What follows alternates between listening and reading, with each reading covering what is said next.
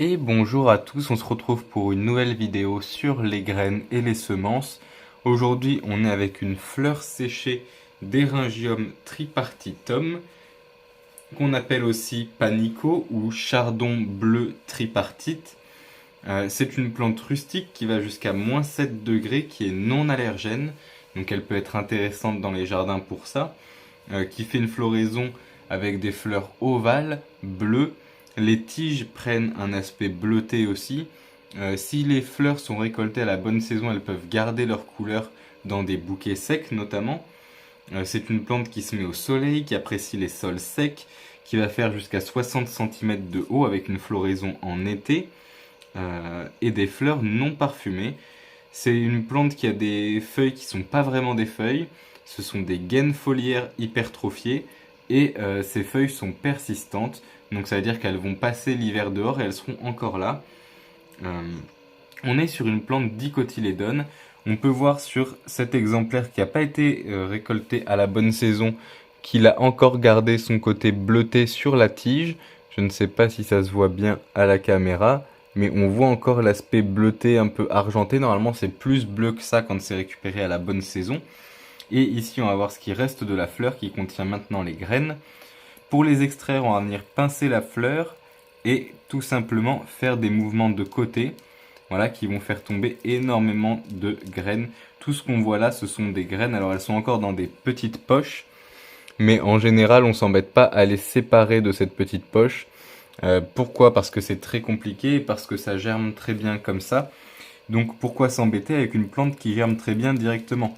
On verra avec d'autres végétaux comme par exemple les oiseaux de paradis et choses comme ça, qu'il y a besoin d'une scarification par exemple des graines ou d'autres méthodes pour réveiller les graines, pour permettre à l'eau d'entrer dans la graine. Là, c'est pas la peine. C'est une paroi qui est assez fine, qui est difficile à enlever et que l'eau pénètre. Donc en fait, il va pas y avoir de soucis en termes de germination. Et même sans scarification, les végétaux qui en ont entre guillemets normalement besoin, ça passe naturellement, soit par les effets du temps, c'est-à-dire que si c'est suffisamment plongé dans l'eau, enfin suffisamment longtemps, l'eau finit par traverser. Ça peut être le cas avec des saisons de moisson, des choses comme ça. Ça peut aussi être mâché par des animaux qui vont venir mâcher les fruits et du coup scarifier les graines avec leurs dents, des choses comme ça. Donc là on peut voir qu'il y a quand même une grande quantité de fleurs, enfin de graines pardon, par fleur. On peut voir que l'aspect de la fleur a changé également. Ce qui reste ici est piquant, donc attention à vos doigts. C'est pour ça qu'on l'attrape par le côté puis qu'on fait des mouvements de va-et-vient en retirant la poignée. C'est pour éviter de se piquer là-dessus.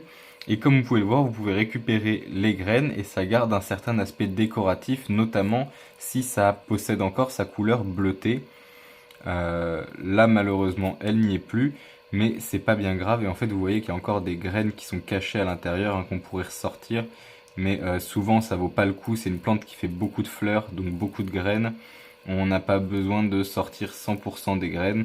Donc plutôt que d'y passer des heures et des heures sur chaque fleur, autant faire plusieurs fleurs dans le même temps.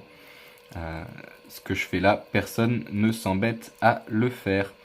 Je pense qu'on va se laisser là-dessus. Est-ce que j'essayerai pas quand même de sortir une graine pour vous montrer une graine en elle-même? C'est quand même le but de ces vidéos de base. Ah, même avec mes super ongles, je vais pas y arriver, hein. Si, peut-être. Non, pas du tout. En plus, j'ai l'impression que là, vous allez entendre mon PC en fond qui fait un bruit pas possible. Il va falloir que je change de PC, c'est simplement que ça m'embête de ne plus utiliser un PC juste à cause d'un ventilo qui ne peut pas être changé. Ouais, je vais pas réussir. Ah, quoique. Alors j'ai réussi à massacrer la graine, mais du coup, elle est visible. Hop. Vous voyez, la partie noire à l'intérieur là-dedans, c'est la graine qui est du coup bien cachée à l'intérieur et c'est très difficile de séparer les deux. On va s'arrêter là-dessus du coup, je vous dis merci à tous et bonne journée.